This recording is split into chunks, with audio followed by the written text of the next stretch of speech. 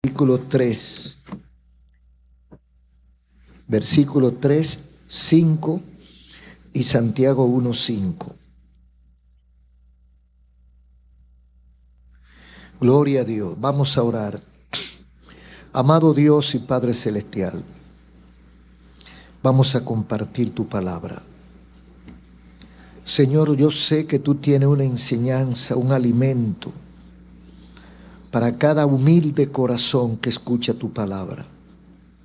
Usa tu siervo, Señor, como instrumento de bendición para cada hogar y para cada corazón. Desaloja toda obra maligna, toda distracción del diablo sea reprendida en el nombre de Jesús. Y que aquel que está en su casa mirándolo por televisión o escuchándolo por radio, recibe el impacto de tu presencia, igual que el que está presente. Hablo en tu nombre. Amén. Primer libro de Reyes, vamos a leer 2 versículos o 3. Primer libro de Reyes, capítulo 3, versículos 5, 3 y 5, y Santiago 1, 5. Leemos la palabra en el nombre del Padre, del Hijo y del Espíritu Santo. Dice en Reyes: Mas Salomón amó a Jehová, andando en los estatutos de su padre David, solamente sacrificaba y quemaba incienso en los lugares altos. Y se le apareció Jehová a Salomón en Gabaón una noche en sueños, y le dijo: Dios, pide lo que quieras que yo te dé. El versículo 5 del capítulo 1 de Santiago: Y si alguno de ustedes tiene falta de sabiduría, pídala a Dios, el cual da a todos abundantemente y sin reproche, y le será dada. Pueden acomodarse. Gloria al Señor. Este mensaje es el número 1767 y vamos a hablar con el tema oportuna solicitud de sabiduría. Oportuna solicitud de sabiduría. Una de las grandes deficiencias de nuestro siglo es la sabiduría. Hay mucha gente inteligente, hay mucha gente estudiada, pero al parecer no hay tantos sabios. Nosotros necesitamos concientizarnos, aterrizar sobre lo que es sabiduría, porque cuando descubrimos lo que es sabiduría, la queremos. Mucha gente no se preocupa por pedir a Dios sabiduría, porque tal vez no se ha detenido a pensar qué es sabiduría, para qué la necesito, cómo la consigo, dónde y cuándo la aplico. Usted sabe que cuando a una gente le preguntan qué tú quieres, qué tú necesitas, lo está poniendo a prueba. Porque de acuerdo a los valores que tenga dentro, él va a pedir. La ambición lo puede traicionar. Si usted cree que usted necesita 10,000 pesos, pero usted cree que la persona que le está haciendo la pregunta, si tú necesitas algo, yo te puedo ayudar. ¿Necesitas algo? La persona que le está haciendo la pregunta es millonario. Dice: 10,000 pesos para esto es nada. Yo lo que necesito son 10 millones. Entonces la ambición le sale a flote y delata quiénes somos nosotros cuando se nos brinda la oportunidad de pedir. Un acto de sabiduría es tener conciencia de nuestras carencias. Conocer mi debilidad es un acto de sabiduría. Saber de qué adolece mi alma o mi cuerpo, qué me hace falta, es un acto o una señal de sabiduría. Porque se define como sabiduría la abundancia de conocimiento o la profundidad de conocimiento. La sabiduría casi siempre tiene o siempre tiene que estar acompañada de prudencia. Porque la prudencia es actuar con precaución y cautela.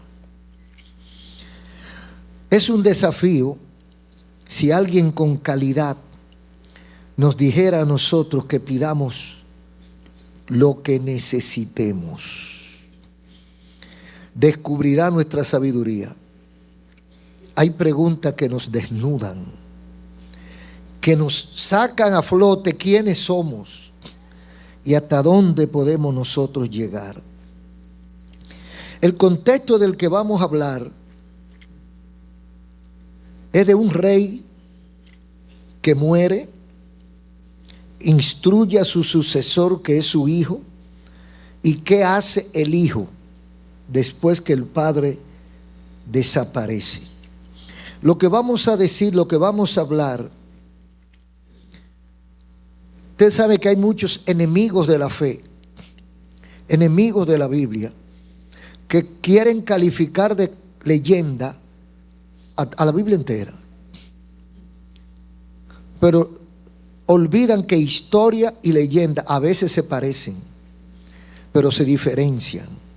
Las leyendas no tienen nombre propio, no tienen fecha propia, ni tienen lugar, sino son inventos. Pero la historia es otra cosa, es comprobable. Entonces lo que vamos a hablar no es una leyenda. Cuando hablamos de leyenda, estamos hablando de una cosa imaginaria, de algo que pensaron. Entonces cuando un letrado dice que lo que dice la Biblia, o lo califica de leyenda lo que dice la Biblia, ¿qué está diciendo? No existió, no es real, no es verdad lo que dice. Sin embargo, estas historias bíblicas tienen nombre del lugar, fecha y nombre de la persona. Pero hay un problema.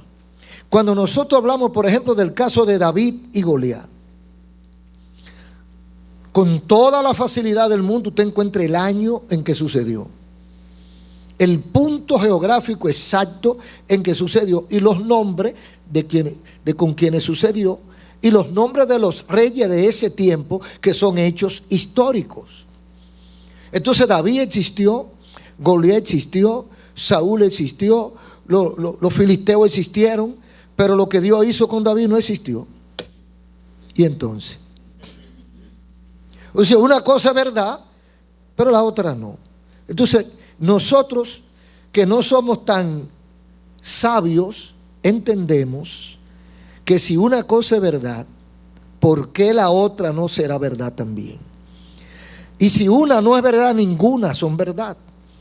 Entonces los personajes, los lugares son reales, pero los hechos no son reales. Entonces lo que vamos a hablar entra en ese contexto de historia, de realidades, de cosas que pasaron. Es bueno señalar que lo que hablaremos no es leyenda, es realidad, y por lo tanto debemos aprender. Porque las cosas que están en la Biblia, por difíciles que nosotros la veamos al principio, tienen un propósito definido para nosotros. Y cada vez que nosotros estudiamos la Biblia, imagínense un libro que no es tan grande, no tiene ni 2000 páginas. Bueno, este tiene como 1500. Pero hay libros que tienen 2000. Hay enciclopedias. Cuando no existía internet, existían las enciclopedias. Ya no, porque ya para qué. Entonces, ¿qué tiempo tenemos hablando de la Biblia? Bueno, prácticamente 2000 años, casi 2000 años. Y no hemos terminado todavía. Porque cada vez que uno registra una literatura bíblica, una historia bíblica, encuentra cosas nuevas. Enseñanzas que son como traje hecho a la medida. Cuando usted lo ve, usted cree que, usted no sabe, dice, pero yo no sabía que eso estaba ahí. Y usted lo ve y usted se lo pone y dice, oye, pero me queda bien. Gloria a Dios. Entonces dice aquí, en el versículo 10 del capítulo 2, del primer libro de Reyes, porque habla de dos reyes, uno que murió y uno que lo sustituyó. Dice el versículo 10, adelantándonos un poquito: durmió David con sus padres y fue sepultado en su ciudad.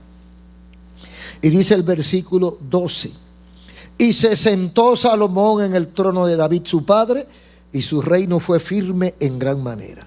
Rey muerto, rey puesto, inmediatamente. Ahí no hay vacío de poder. El muchacho estaba esperando con el bate en la mano.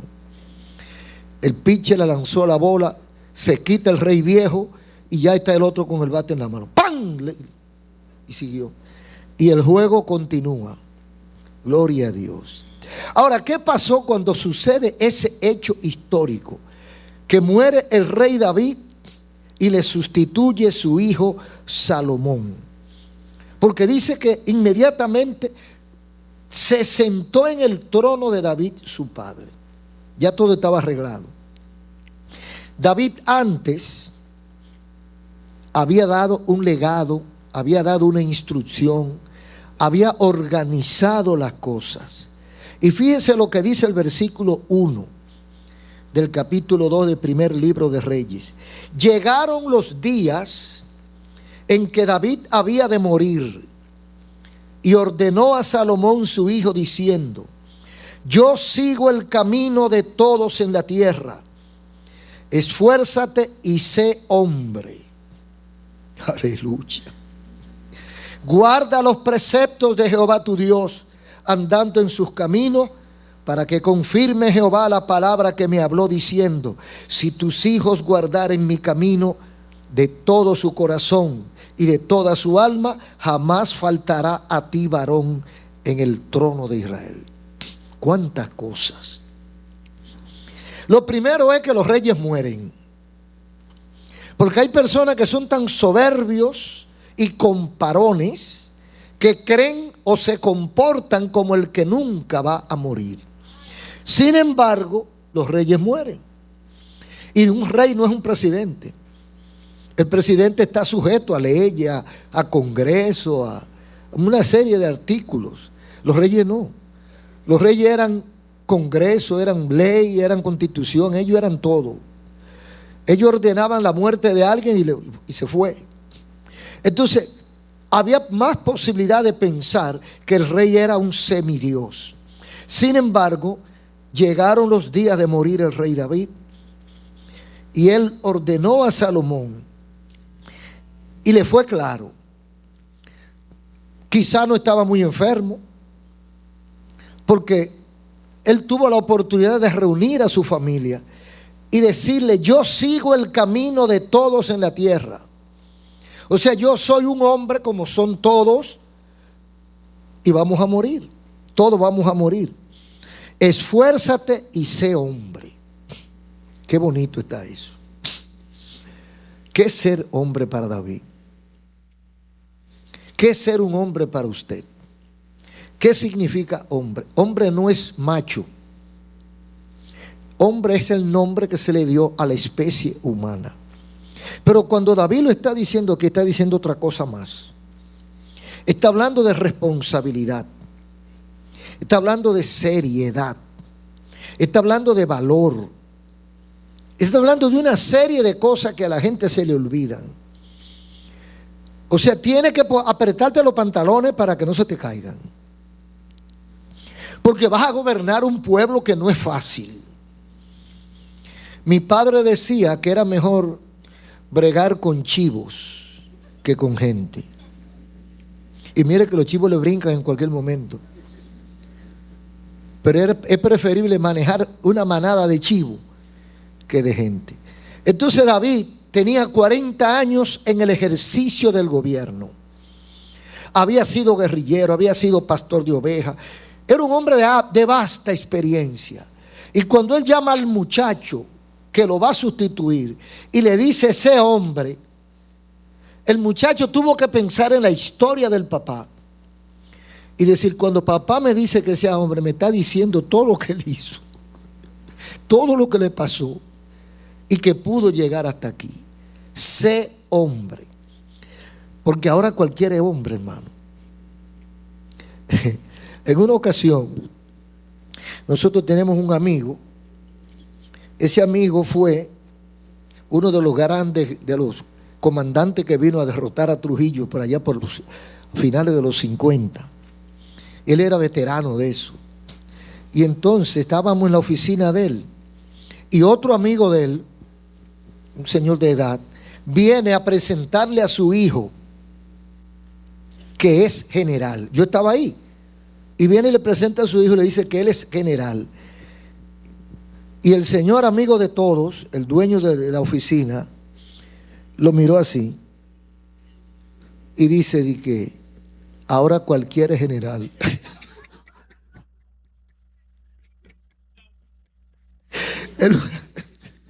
Hermano, dicho en la boca de ese hombre, yo no me reí porque no se podía reír uno ahí, pero cuando ve a este muchachito limpiecito, afeitadito, uniformadito, general, dice, oye, cualquier es general, cualquier biscuit de esto es general. Él había sido general en la sierra, en los montes, con persecución hasta detrás, comiendo cuando se podía, bebiendo agua de río, etcétera. Un guerrillero. Entonces David le dice a su hijo: sé hombre. Lo más sencillo para David es lo que él dijo, lo más claro para que Salomón entendiera: guarda los preceptos de Jehová tu Dios, andando en su camino.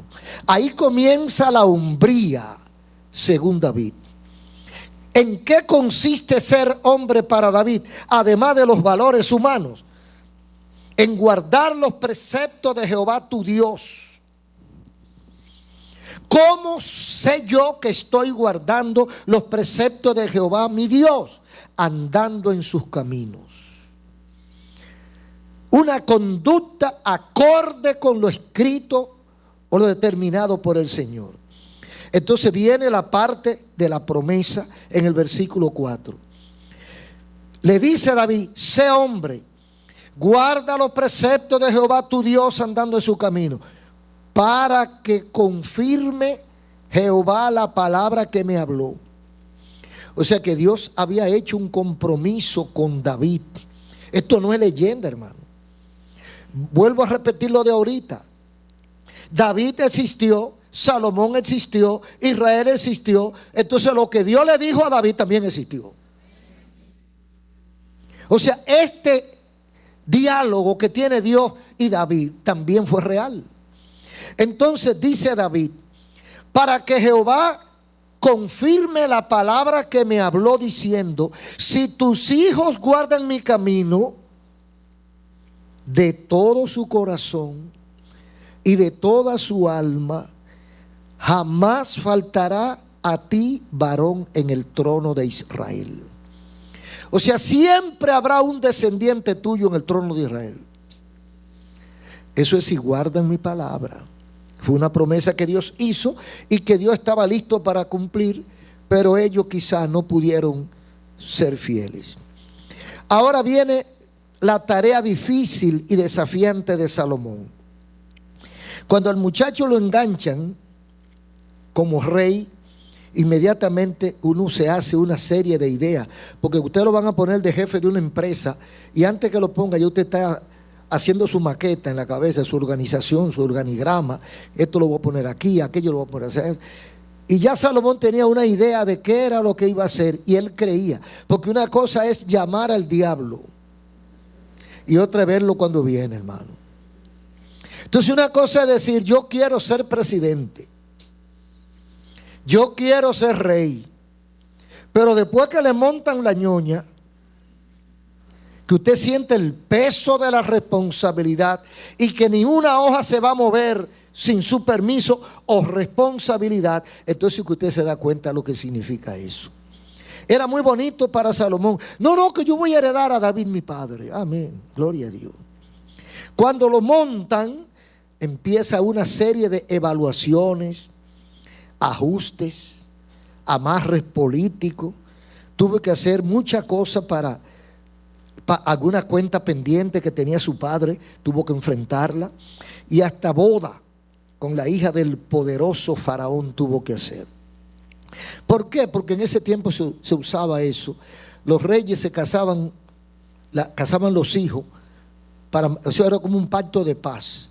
Porque cuando el hijo mío está casado con la hija del gobierno del otro sitio, pues ya tiene que haber paz. No van a pelear uno con otro, con los hijos. Entonces lo hacían como una forma de alianza para la paz. Entonces los versículos 2, 5 al 7 habla sobre las maldades del general Joab. Le dice David a Salomón. Joab había sido el comandante en jefe, o sea, el ministro de defensa de David. Y David, cuando se va, le dice a Salomón: no dejará descender sus canas al Sheol en paz. Aleluya. O sea, ese sujeto es peligroso. Cuídate de él y no lo deje que muera en paz, porque ha matado demasiada gente. Sin embargo, de los hijos de Barzillai le dice que sean ellos los convidados a tu mesa. O sea, mire las señales que le da David. Cuídate de aquel y trata bien a estos. Es un consejo. Necesariamente no tenía la obligatoriedad Salomón de cumplirlo, pero era un consejo que le estaba dando el rey viejo. Y esto porque estos últimos, porque cuando David huía de su hijo Salomón aquella vez, esta gente lo respaldó, lo cuidó y lo apoyó. Entonces Salomón se ve frente a la realidad, ejecuta sus alianzas, se casa con una de las hijas de Faraón, rey de Egipto. Más tarde lo hizo con hija de los reyes de Moab, porque Salomón tenía esa particularidad, era bien prolífero. Y dice, se casó también con mujeres de Moab, moabitas, amonitas y otras. Él reunió una cantidad de reinas. A veces nosotros hacemos pactos para librar luchas espirituales. Esto revela la ignorancia espiritual que luego pagamos muy caro. Salomón, dice versículo 3:3, tuvo algo bueno. A pesar de que trató de resolver problemas, porque cuando él ve que el reino es tan grande y tan difícil, él empieza a hacer cosas como para estabilizar su reino. Y por eso se casa con diferentes mujeres. Era permitido en ese tiempo. Entonces se casa con la hija de la princesa de allí, la princesa de allí, y parece que el tipo no era fácil, parece que era atractivo. Porque cuando esa princesa le iban tan fácil a él, parece que el muchacho era bien potable, era digerible. Entonces las princesas no decían que no, aprobaban la decisión de Salomón de casarse con ella. Pero tenía, en el versículo 3, hay algo que sobresale: el carácter de Salomón.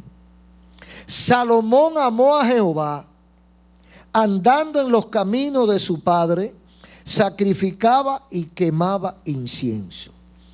Es decir, que antes, en el puro inicio, él está haciendo amarres políticos para poder mantenerse en el poder, pero sin dejar de adorar a Dios, de acercarse a Dios, porque amaba a Jehová. Salomón amó a Jehová. Eso no lo dice de mucha gente en el Antiguo Testamento. Esto no es fácil, no es frecuente. Salomón amó a Jehová, y la demostración de que amó a Jehová es andando en los caminos de su padre. Esto sí habla del culto, de sacrificios que dan testimonio de nuestra fe. En su ignorancia, buscando lo mejor para el reino, él hizo algunas cosas que no debió hacer. Pero a veces no basta con las buenas intenciones, hace falta algo más. Ya su padre no estaba, entonces lo que le podía aportar David para él hacer un buen gobierno, él no lo tenía. Pero ¿quién estaba en lugar de David? El Dios de David.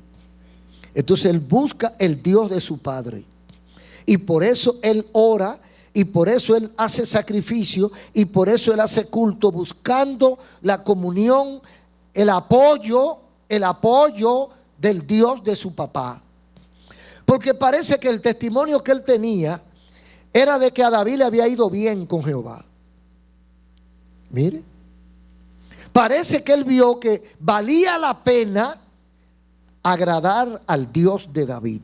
Entonces él, ni corto ni perezoso, él lo hizo. Entonces, en esa búsqueda constante de Jehová, los versículos primeros del capítulo 3, en el versículo 5 dice: y se le apareció Jehová una noche en sueño, y le dijo Dios: pide lo que quiera que yo te dé. Eso es verdad también, porque si Salomón existió, ese sueño también fue cierto. Se le apareció Jehová. No dice que Dios se le apareció en vivo. No dice que se le apareció a través de una profeta o de un profetisa o un profeta. Dice en sueño, lo dice claro. Apareció Jehová una noche en sueño. O sea, aunque hay muchos sueños locos, hay sueños verdaderos. Hay sueños, hermano. Dios puede hablar como Él quiera. Yo he visto casos que se me han engrifado los pelos, de gente que me ha dicho cosas que le hemos visto tal como la ha visto. Entonces Dios se le aparece a Salomón en sueño y él identifica que es el Dios de su padre. Y lo grande es lo que le dice Jehová a Salomón: pide lo que quiera que yo te dé. En otras palabras, yo veo el afán en que te encuentras, la lucha que estás librando para gobernar este pueblo, para organizar este reino. No puede hacerlo solo. No basta con alianza con reyes vecinos. No basta con todo lo que tú has hecho, que no está mal, pero no es lo que tú necesitas. Dime qué quieres. Gran oferta. Aquí además se pone a prueba la integridad de Salomón y de cualquiera de nosotros. Cualquiera de nosotros no resiste que nos diga, que Dios nos diga: pide lo que quiera. ¿Qué pediríamos nosotros? Quien hace la oferta tiene capacidad infinita, pero no se la haría a cualquiera. Yo no creo, o yo sé que Dios no se le aparece a cualquiera y le dice: pide lo que quiera. Ahí sí, es un peligro. Un megalómano de esto, un avaro, se le aparece y le dicen: pide lo que tú quieras. Un soberbio que pide para su grandeza y para su lujo y para su brillo y para su fama y para su renombre, ¿qué hubiera pedido? Mire, lo que hay en el mundo es poco para lo que hubiera pedido cierta gente que uno conoce. Porque hay gente que tiene una autoestima tan alta, que llega a lo infinito. Nada es suficiente. Todo lo que tiene es poco, y todo lo que le puedan dar es poco. Y que se le aparezca a Dios y le diga: pide lo que tú quieras. Explota. Va a pedir tanto que explota. Pero Salomón no funcionó así. Y esto revela la humildad, la sinceridad, la integridad y la confianza. Dice el versículo 7 y 9. Esa es la respuesta de Salomón. Ahora pues, Jehová Dios mío, tú me has puesto a mí, tu siervo, por rey en lugar de David mi padre, y yo soy joven, y no sé cómo entrar ni cómo salir. Dale a tu siervo pues corazón entendido para juzgar a tu pueblo. O sea, tú me pusiste en esto, yo no sé, yo soy joven, no tengo experiencia, no tengo cómo entrar ni salir. Ayúdame, dame un corazón entendido para yo saber lo que hago. Habló con sinceridad, habló con el corazón. Eso es humildad. Hermano, el humilde tiene la de ganar. Nadie pelea con un humilde, con un manso. Usted pelea con una persona manso y humilde, y usted después se acusa a usted mismo. Usted se siente mal.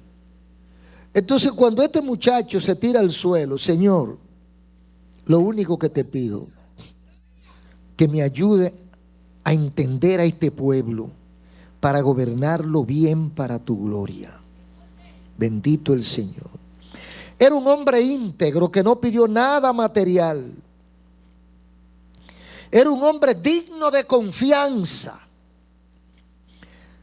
Sabían que el único que lo podía ayudar era el Dios de su padre, y que está dispuesto a complacerlo con lo que él pida. ¿Cuánta cosa pudo haber pedido Salomón?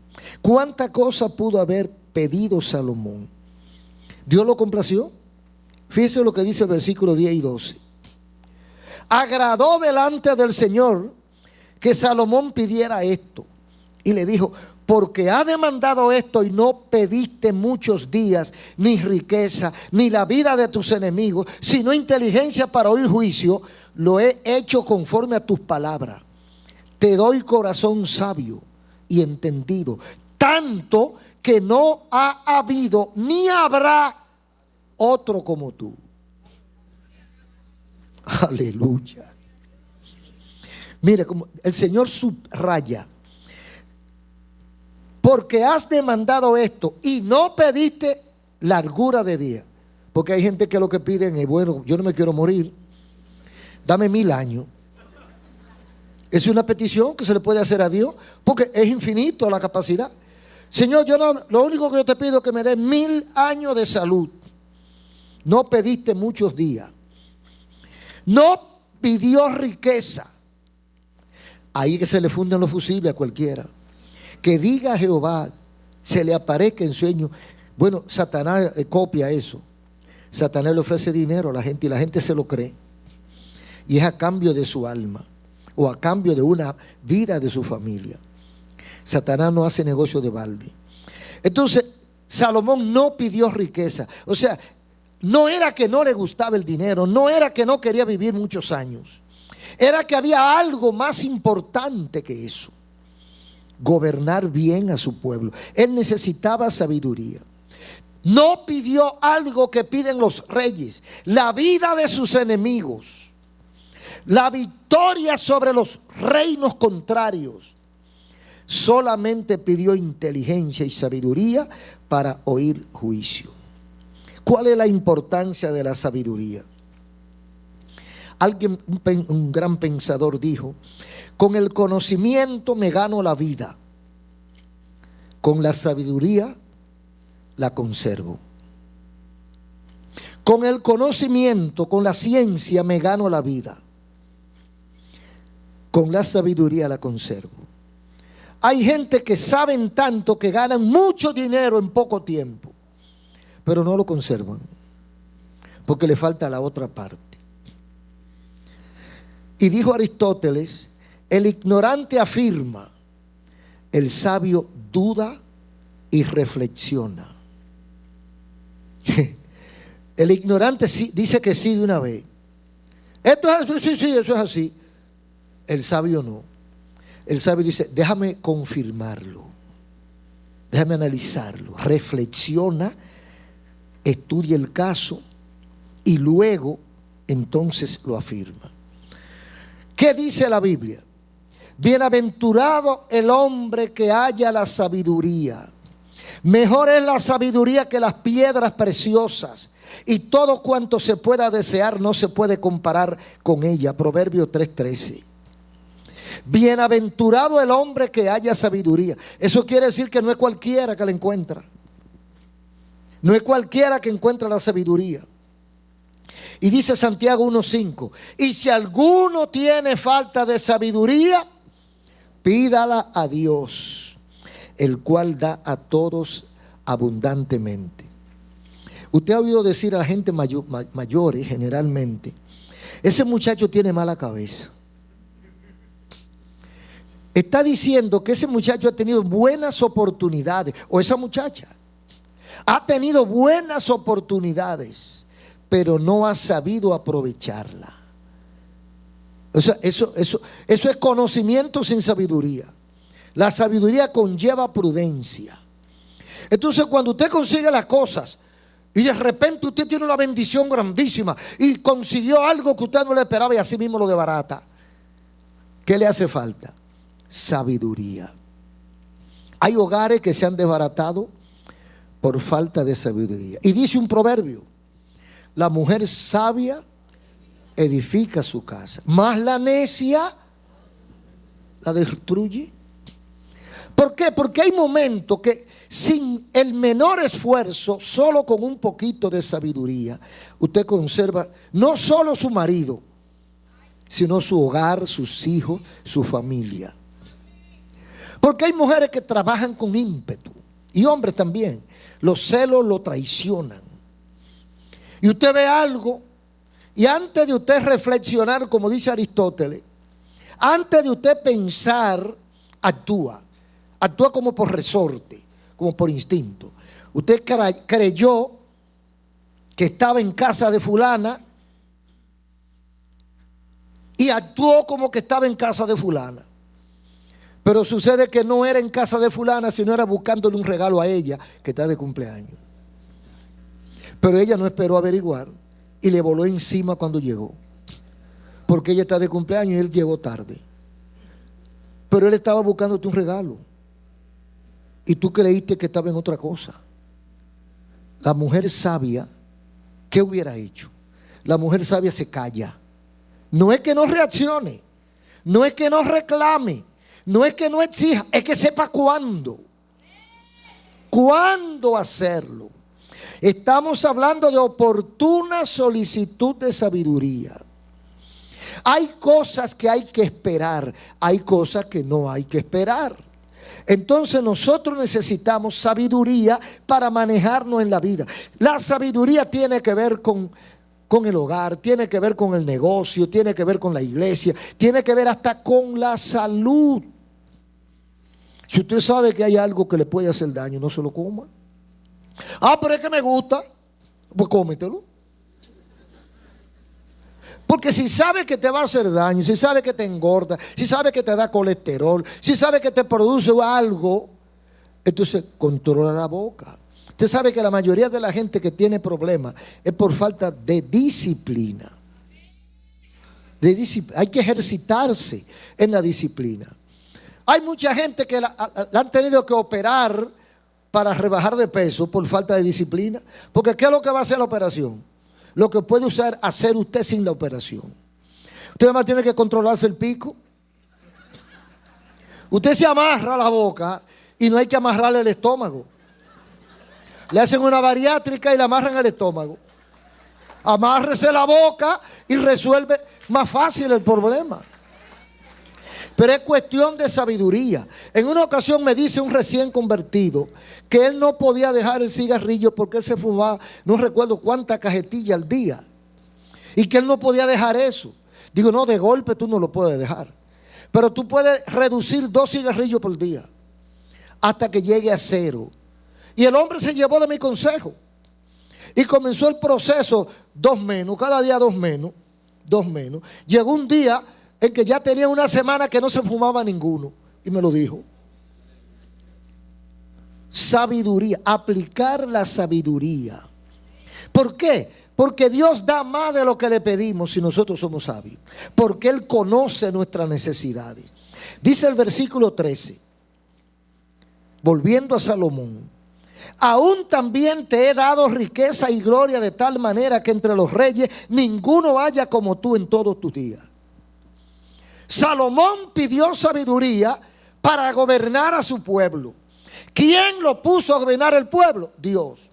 Ahora, Dios le dio solamente sabiduría, le dio muchas cosas más. Dice, ahora te he dado también riquezas y gloria. Eso de gloria y fama. Venían los reyes y las reinas de lejísimo, del otro lado del mundo, a conocer la sabiduría de Salomón y a ver toda la obra que había hecho Salomón. pero Dios pone condiciones. La bendición de Dios incluye, y ahí se pierde mucha gente, incluye niveles de responsabilidad, porque tampoco Dios es loco. Y empieza nosotros votando y Él dándonos, y nosotros votando y Él dándonos. No, el Señor te da salud, te da vida, y tú parrandeando y bebiendo y haciendo de todo en la calle. No, vas a relajar con otro, pero con el Señor no. Entonces las cosas en la Biblia están sumamente claras. Dios promete larga vida, pero dice el versículo 14: y si anduvieres en mis caminos, guardando mis estatutos y mis mandamientos, como anduvo David tu padre, yo alargaré tus días. ¿Cómo le quedó el ojo, hermano? Ah, Señor, que dame muchos días. ¿Para qué? Ah, Señor, que yo necesito que tú me dé abundancia material. ¿Para qué? Que yo necesito lo que sea. ¿Para qué? ¿Para dejar a Dios? ¿Para creer que lo conseguiste por tu propio esfuerzo, porque tú eres una estrella? ¿Para llenarte de gloria? Usted sabe que hay una cantidad de gente que cuando Dios lo bendice materialmente se alejan de Dios. Yo conozco una cantidad. Se alejan de Dios y pierden lo más por lo menos. Porque hay gente que cuando está apretado en la pobreza, su único recurso es Dios.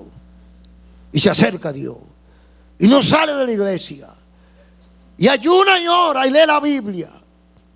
Y buscando, aquí varón buscando el rostro de Jehová. Digo, ¿y no lo ha visto? No, varón, no lo he visto todavía. Pero tuvo una bendición y le llegó una brisa. Y se limpió el hombre. Y el negocio picó y se abrió. Y el hombre ya no tiene tiempo de buscar el rostro de Dios, porque Dios me está bendiciendo. ¿Cuánta gente hay que creen que trabajando y ganando dinero van a resolver todos sus problemas? La Biblia nos manda a trabajar, porque dice que el que no trabaja, que no coma. Eso está claro. Pero también no podemos hacer del trabajo un Dios. Entonces tenemos que darle su tiempo a Dios para que Él nos alargue los días de nuestra vida en esta tierra. Hay resultados y evidencia de la sabiduría que Dios le dio a Salomón. Por ejemplo, dice el versículo 25 del capítulo 4 del primer libro de Reyes: y Judá e Israel vivían seguros, cada uno debajo de su parra y su higuera, desde Dan hasta Berseba, desde el sur hasta el norte, todos los días de Salomón. ¿Había paz? Un país en paz tiene que progresar. Un país en paz con un gobierno austero y transparente, inteligentísimo como no había otro, y tranquilo sin guerra, pues tiene que progresar. Entonces dice que de punta a punta, toda la frontera, de frontera a frontera, desde Dan hasta Berseba, hubo paz y tranquilidad todos los días de Salomón. Y la buena fama de él corría. Dice el versículo 34: y para oír la sabiduría de Salomón venían de todos los pueblos y de todos los reyes de la tierra, a donde había llegado la fama de su sabiduría. Qué lindo, ¿verdad? ¿Qué haríamos nosotros si tuviéramos mínimamente la oportunidad que tuvo Salomón? Que Dios se me aparezca y me pregunte: ¿qué quieres? Bueno, eso depende a quién se lo pregunte. Si se lo pregunta, por ejemplo, un jovencito de 24 o 25 años y está enamorado, ya usted sabe lo que va a pedir: Señor, que me consiga esa muchacha. Para él esa es la riqueza más grande del mundo, porque usted, de acuerdo a lo que usted tiene en su cabeza, es que usted va a pedir. Si usted es un siervo de Dios, usted quiere que el Señor lo llene de dones para usted ministrar la palabra. Si usted es un padre de familia, entonces usted le pide a Dios que le dé salud, vida, inteligencia a sus hijos, que los proteja, que los guarde de todo peligro. Si usted es un empresario, usted va a querer que no haya quiebra en su empresa y que todo le vaya bien y que se multiplique el capital. Porque usted lo que vive es de su empresa. Si usted es un profesional, entonces usted va a querer que Dios le consiga buenos trabajos. Eso es en el área material. Porque hay dos. Si tuviéramos la oportunidad de pedir, hay dos criterios que deberíamos manejar: el materialista o realista, o el espiritual y honesto. El materialista es para acumulación de riquezas pasajeras, posesiones, prestigio, relevancia, valores temporales. Todo termina con la muerte. Cuando nosotros pedimos materialmente, todo eso termina con la muerte. Pero hay una realidad. ¿Cuál es nuestra real necesidad? ¿Qué es lo que nosotros necesitamos pedirle a Dios? ¿Casa? ¿Dinero? Usted dirá, muchos dirán que sí porque tengo una deuda. Pero ¿qué hace usted con un buen cuerpo o con una buena casa sin un buen cuerpo? Un cuerpo enfermo. Entonces usted tiene que pensar en lo principal, la salud. Pero es posible que el cuerpo tenga salud física, pero no tenga paz. ¿Y cuántos no se han suicidado teniendo millones que no lo conocen? Teniendo fama. Porque la sabiduría debe llevarnos a la conciencia de saber cuál es nuestra carencia. ¿Qué es lo que a mí me hace falta? Ahí es que queremos aterrizar. ¿Qué es lo que yo necesito? ¿Qué es lo que usted necesita? Tal vez lo que usted cree que necesita no es lo que necesita. Porque hay gente que cuando cobran el dinero, se sacan el premio, consiguen una buena contrata, lo que van y se meten en una discoteca a beber, a celebrarlo. Porque creen que deben celebrar el éxito que han tenido.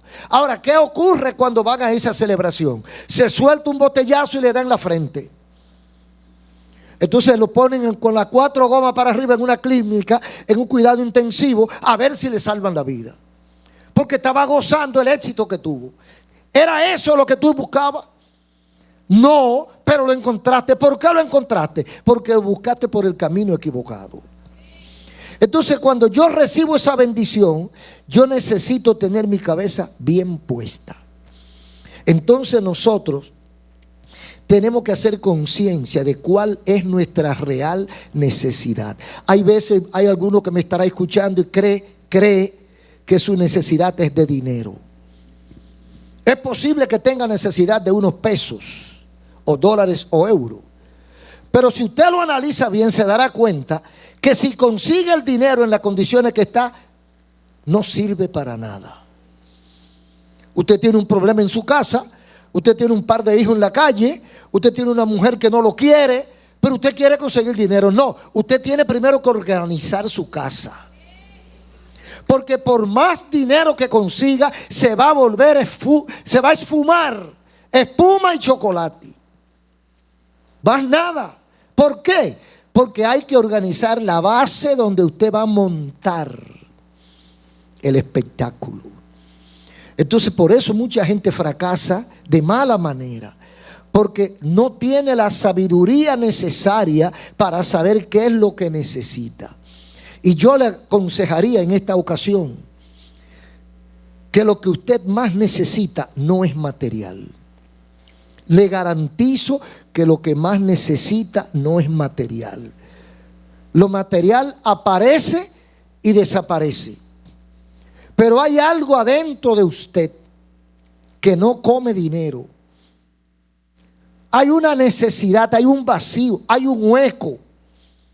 Alguna gente cree que falta de placer, falta de un viaje. Dice, yo voy a hacer un crucero porque eso es lo que me hace falta para mi tranquilidad. No. La intranquilidad irá contigo en el crucero. ¿Y cuánta gente no hay en los cruceros llorando? Y hasta se han suicidado en pleno crucero. Porque el problema no es el crucero ni el viaje. El problema es tu alma. El problema es adentro. Lo estamos buscando por fuera, pero el problema está adentro. Yo no sé si estoy pensando mal, pero yo pienso que la paz y la felicidad es el mejor regalo que yo pueda conseguir. ¿Qué hago yo con una casa que tenga 1 kilómetro de construcción?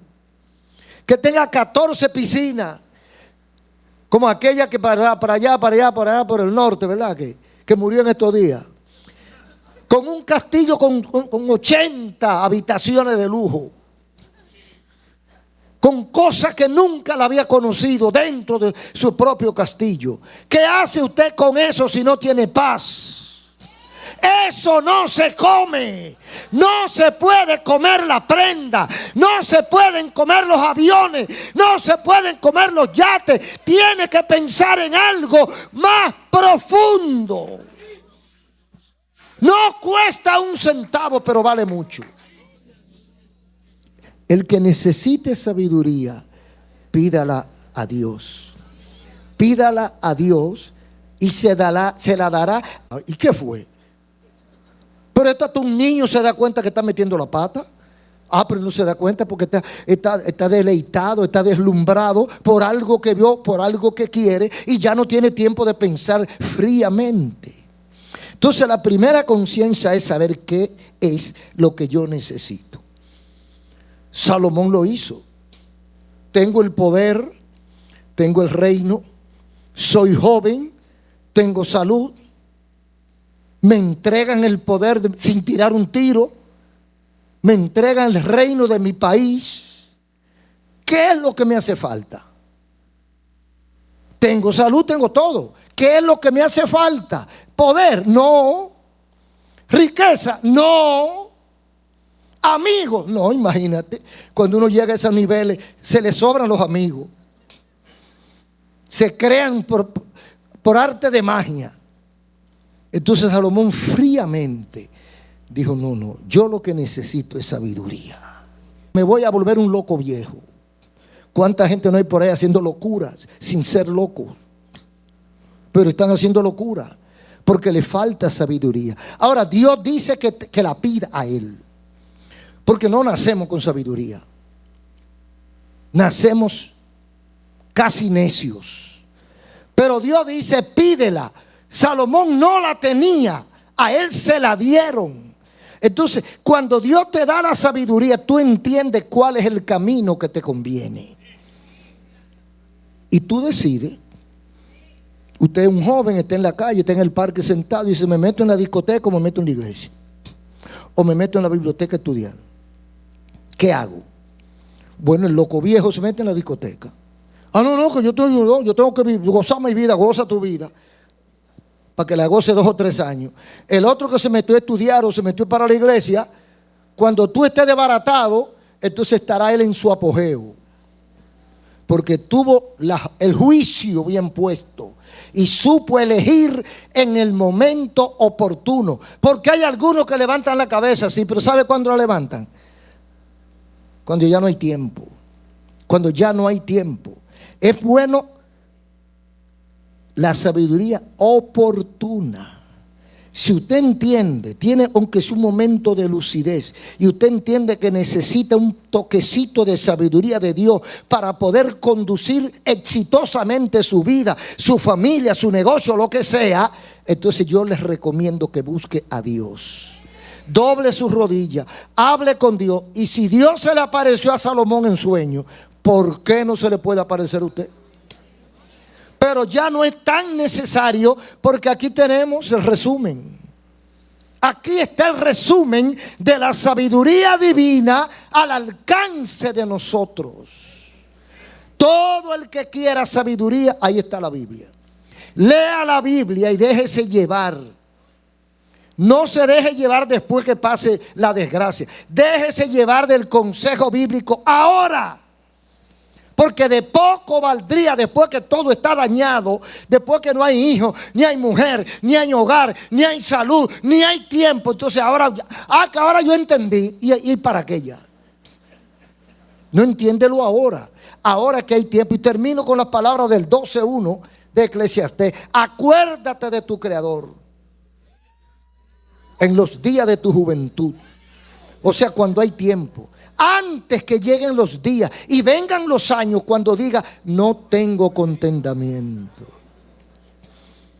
Oportunamente hay que buscar el rostro de Dios, porque el tiempo se acaba. Un aplauso al Señor. Gracias, Señor, por tu palabra. Termina tu obra en los corazones, en el nombre de Jesús.